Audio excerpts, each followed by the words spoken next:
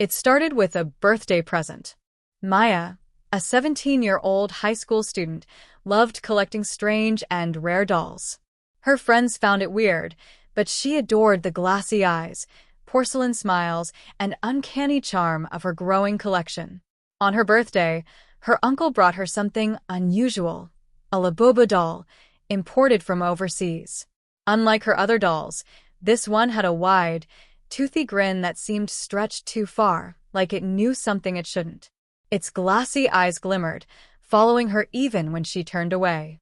"It's rare," her uncle said. "Collectors pay thousands for this." Maya smiled, hugging it. She named it Labu. But that night, as she placed the doll on her shelf, she swore she heard it whisper, "Don't put me away. I want to play." At 3:15 a.m., Maya woke to the sound of scratching. Her bedroom door rattled softly, as if tiny nails were dragging across it. When she turned toward her shelf, the Labubu doll was gone. She found it sitting on her desk, facing her bed. Its smile seemed wider. Maya thought maybe she moved it before sleeping and forgot. She put it back and crawled under her blanket. But then she heard it, childlike giggling, coming from under her bed. The following days grew worse.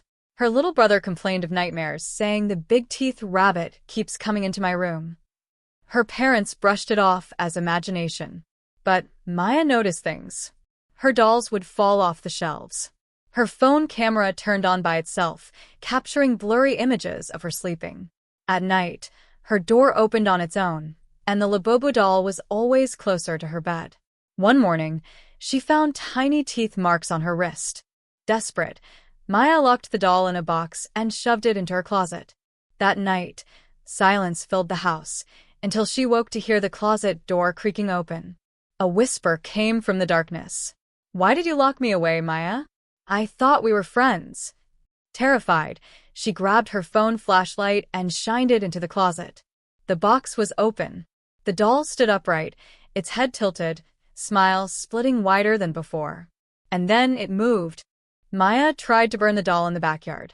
She lit a match, dropped it on the Labubu doll, but the flames died instantly. The doll's grin grew, as if mocking her. That night, the entire house echoed with scratching and giggling. Her parents' room fell silent. When Maya went to check, she froze. Her parents sat upright in bed, their mouths stretched unnaturally wide, identical to the doll's grin. Her little brother stood in the hallway, clutching the Labubu doll, his eyes empty. "Maya," he whispered, "Laba said you should smile too." The last thing Maya saw in the reflection of her mirror was herself, mouth tearing open into an impossible grin, her eyes turning glassy, like she had become just another doll. And in her empty bedroom, sitting on the shelf, the Labubu doll waited for its next owner. The house stood silent. Maya and her family were gone. No screams, no movement.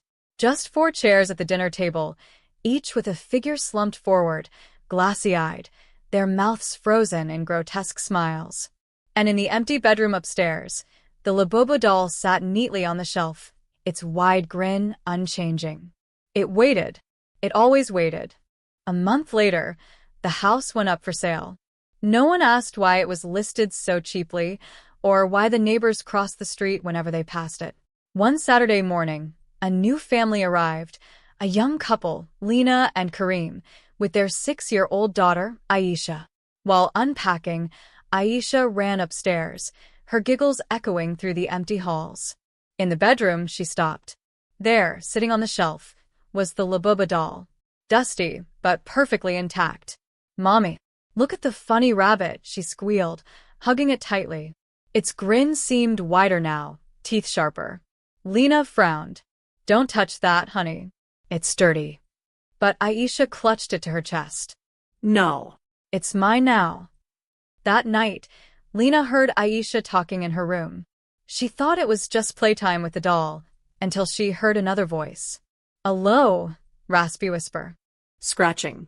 It started again, doors rattling, faint giggles in the halls. At 3:15 a.m. Lena woke to find the doll not on the shelf, not in her daughter's bed, but at the foot of her own. Its glassy eyes stared at her through the dark. The next morning, Aisha's smile seemed different. Too wide. Too forced. Mama, she whispered, Lava says you'll smile soon too. By the end of the week, the neighbors noticed the curtains of the house never opened. No one left. No one came outside.